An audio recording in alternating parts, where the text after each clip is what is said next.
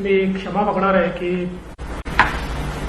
आपल्या नेहमीच्या पद्धतीप्रमाणे आपण पहिले मराठीमध्ये प्रेस करतो, मग हिंदीमध्ये करतो. परंतु माननीय पवार साहेबांनी हा विषय राष्ट्रीय केलेला असल्यामुळे आज आपला प्रघात बदलून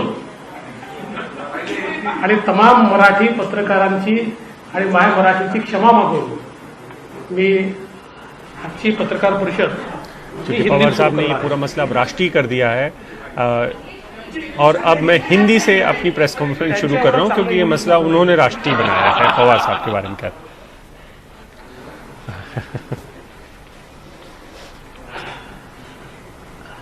हम सभी जानते हैं कि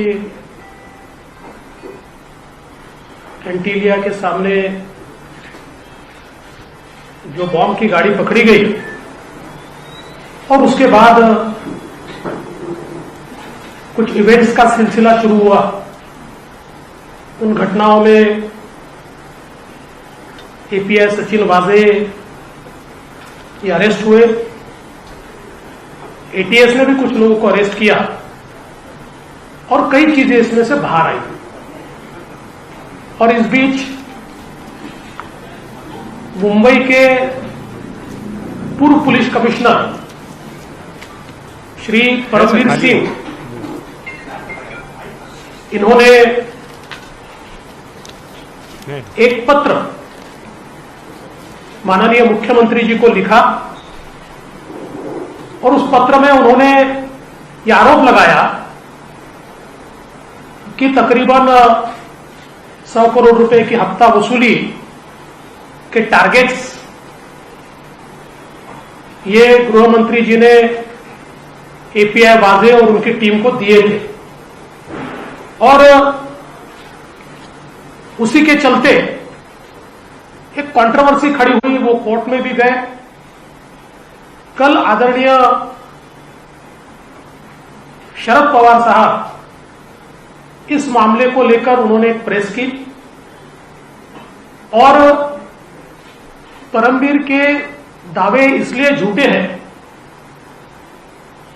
कि गृह मंत्री तो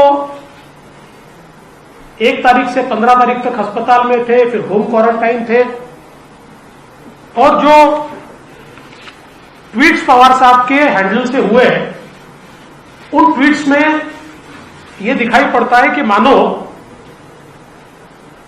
गृह मंत्री जी ये नागपुर में होम क्वारंटीन थे. सबसे पहली बात तो यह है कि आप में से कई लोगों ने देखा भी है, कुछ ने बताया भी है, ये माननीय गृह मंत्री जी का मैनिफेस्ट है. 15 तारीख को एक प्राइवेट जेट से वे मुंबई आ गए थे. उससे पहले उन्होंने प्रेस की. उस प्रेस का वीडियो तो कल ही मैंने जारी कर दिया था. और अगर हम देखेंगे तो 15 तारीख से वे अपने घर पर थे, लेकिन मेरे पास पुलिस विभाग के भी 2 मूवमेंट्स के कागज है. पुलिस विभाग में रोज मूवमेंट्स के बारे में कहा जाता है, बताया जाता है, उनका एक मैनिफेस्ट तैयार होता है मूवमेंट्स का. और अगर हम देखें तो इसमें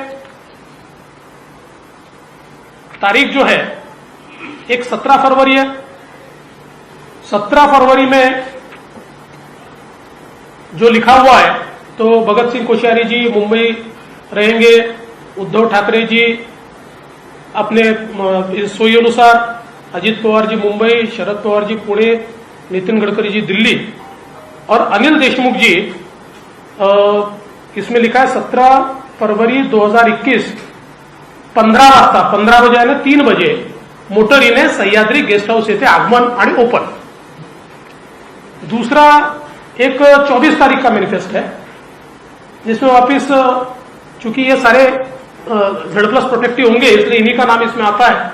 फिर कोश्यारी जी, उद्धव ठाकरे जी, कोश्यारी जी मुंबई, उद्धव ठाकरे जी सोई अनुसार, अजितदादा पवार, सह्याद्री अतिथीगृह 15 बजे, 3 बजे शरद पवार साहब मुंबई, नितिन गडकरी जी दिल्ली, अनिल देशमुख जी ये 11 बजे 24/2/2021 11 बजे मोटारीने निवासस्थान ते मंत्रालय जाणार, सोयीने निवासस्थानी परत येणार. अब ये मैनिफेस्ट है, गए कि नहीं मुझे पता नहीं है, इसलिए मैं इसके ऊपर कोई दावा नहीं करूंगा, लेकिन ये पुलिस के मूवमेंट के मैनिफेस्ट ये मेरे हाथ में लगे हुए हैं. सबसे महत्व की बात इसमें यह है कि जो परमवीर सिंह इन्होंने पत्र लिखा है, आप सभी ने, मैंने कल भी उसको ट्वीट भी किया था, उस पत्र में एसएमएस का एक या व्हाट्सएप जो भी होगा उसका उन्होंने एक सबूत दिया है, एक एविडेंस दिया है, और जिसमें बहुत स्पष्ट रूप से वो पूछते 16 मार्च को and what is the date of wages meeting with HM sir, और उसमें एसीपी पाटिल बोलते हैं yes sir but it is in the end of February. तो इसलिए मुझे लगता है कि कल आदरणीय पवार साहब को सही ब्रीफिंग नहीं दी गई थी. एक राष्ट्रीय नेता के मुंह से, और जो देश में जाने माने नेता माने जाते हैं, उनके मुंह से कल गलत बातें कहलवाई गई, और जो प्रोटेक्ट करने का प्रयास ये कल किया गया, मुझे ऐसा लगता है कि वो पूरे तरीके से कंप्लीट एक्सपोज हुआ है. और मेरा मानना यह है कि 15 से 27 इस बीच गृह मंत्री जी जो होम क्वारंटाइन थे वो आइसोलेशन में नहीं थे. कई लोग उनको मिले हैं, कई अधिकारी उनको मिले हैं, और जिसके बारे में जानकारी अगर हासिल करनी है तो बहुत आसान है. दूसरा एक महत्व का विषय मैं आप लोगों के सामने रखना चाहता हूं. मैंने परसों की मेरी प्रेस कॉन्फ्रेंस में कहा था कि ट्रांसफर्स का एक रैकेट ये कमिश्नर ऑफ इंटेलिजेंस ने पकड़ा. पकड़ने से पहले बकायदा डीजी और एसीएस होम की परमिशन ली, और उसका एक रिपोर्ट, ये रिपोर्ट भी उन्होंने माननीय मुख्यमंत्री जी तक पहुंचाया. 2017 में जिस समय मैं मुख्यमंत्री और गृह मंत्री था, आप लोगों को याद होगा कि मुझे जानकारी मिली थी कि मुंबई के किसी होटल में कुछ लोग डीलिंग कर रहे हैं और कुछ पुलिस अधिकारी वहां जा रहे हैं. मैंने तुरंत कमिश्नर इंटेलिजेंस को बुलाया, मुंबई सीपी को बुलाया, एक प्लान ऑपरेशन हमने किया, तुरंत इंटरसेप्शन किए, उन सभी लोगों को अरेस्ट किया, और चार्जशीट भी दाखिल हुई क्योंकि सारे सबूत इंटरसेप्शन के माध्यम से थे. इसी प्रकार से वही सीओआई जब उस समय थी, वही सीओआई अभी भी थी. और मैं बहुत स्पष्ट कर देना चाहता हूं कि मेरे आने से पहले भी माननीय आर पाटिल जी के समय कमिश्नर ऑफ इंटेलिजेंस वही सीओआई थी, श्रीमती रश्मि शुक्ला, और इसलिए उनको तीनों गवर्नमेंट का एक्सपीरियंस है. तो उनको जब यह जानकारी मिली कि एक रैकेट ये मिनिस्टर का नाम इस्तेमाल कर रहा है, उनके ऑफिस के लोगों के नाम आ रहे हैं, और कहीं ना कहीं ट्रांसफर पोस्टिंग में पुलिस वालों से सीधी बातचीत चल रही है, तो उन्होंने बकायदा उसके बारे में डीजी साहब के ध्यान में ला कर दिया, और फिर नियम के अनुसार माननीय डीजी साहब ने उसमें थ्रू डीजी एक परमिशन एसीएस होम को मांगी थी कि ये सारे नंबर हमको इंटरसेप्शन पे लगाने, और बकायदा एसीएस होम ने वो परमिशन दी. परमिशन के तहत जब कॉल रिकॉर्डिंग शुरू हुआ तो बड़ी एक्सप्लोजिव चीजें बाहर आने लगी और कई बड़े अधिकारी, कई पॉलिटिकल लोग,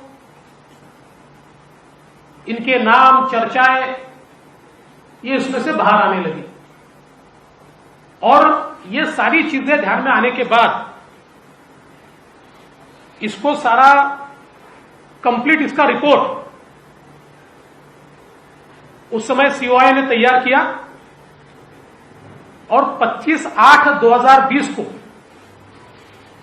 यह रिपोर्ट सीओआई ने, कमिश्नर ऑफ इंटेलिजेंस ने डीजी साहब को दिया और डीजी साहब ने 26 तारीख को, ये अनसाइंड है लेकिन जो मंत्रालय में वो साइंड है, आप उसकी चिंता मत कीजिए, नहीं तो फिर वापस, और ये तो साइंड ही लेटर है। 26 तारीख को उन्होंने, डीजी साहब ने उस समय के एसीएस श्री सीताराम कुंटे जी को ये फॉरवर्ड किया और उसमें बहुत स्पष्ट रूप से उन्होंने ये कहा कि ये जो सारा रिपोर्ट है, hence it is recommended that this be brought to the notice of Honorable Chief Minister at the earliest and an immediate and comprehensive inquiry be ordered by the state CID to identify concerned individuals and take necessary legal action. It is also advised that the secrecy of the report be ensured in order to prevent unnecessary scrutiny which may bring disrepute to the government. ऐसा बिल्कुल clear पत्र ये DG साहब ने उसके बाद लिखा 26/8। पहला जो है जो सीओआई ने लिखा हुआ है वो 25/8/2020 का है, यानी आज से 9 महीने पहले, कितना, हाँ 8-9 महीने पहले। दूसरा वो 26/8 का है। मेरी जानकारी के अनुसार उसके बाद इसके बारे में पूरी ब्रीफिंग ये माननीय मुख्यमंत्री जी को हुई और मुख्यमंत्री जी ने कंसर्न भी जाहिर किया और ये मेरे पास डेटा है, करीबन 6.3 जीबी का, 6.3 जीबी का ये डेटा मेरे पास है कि जिसके अंदर ये सारे कॉल्स इंटरसेप्ट किए हुए और ये एक पूरा रिपोर्ट इसका जो है, मतलब ये कवरिंग लेटर है और कवरिंग लेटर के साथ ये पूरे ट्रांसक्रिप्ट्स उसके ये रिपोर्ट के साथ माननीय मुख्यमंत्री जी को भेजे गए। लेकिन जब ये ध्यान में आया कि इसके ऊपर कोई कार्रवाई नहीं हो रही तो डीजी साहब ने भी प्रयास किया। आश्चर्य की बात यह हुई कि मुख्यमंत्री जी के यहां से वो रिपोर्ट गृह मंत्री जी के यहां चली गई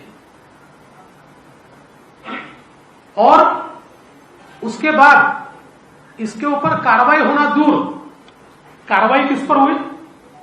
कार्रवाई हुई कमिश्नर इंटेलिजेंस पे। कैसे हुई? तो पहले कमिश्नर इंटेलिजेंस को, वो सीनियर मोस्ट थी, डीजी का उनका प्रमोशन था, उनका डीजी का प्रमोशन रोक दिया गया और उनके नीचे वालों को एडवांस प्रमोशन दिया गया। उसके बाद चूंकि उनका रिकॉर्ड इम्पेकेबल था, सारे उनके सीआर बिल्कुल अच्छे थे, तो उसके चलते उनको प्रमोशन देना ही पड़ा। तो उनको प्रमोशन ऐसी जगह दिया, डीजी सिविल डिफेंस, जो पोस्ट ही अस्तित्व में नहीं।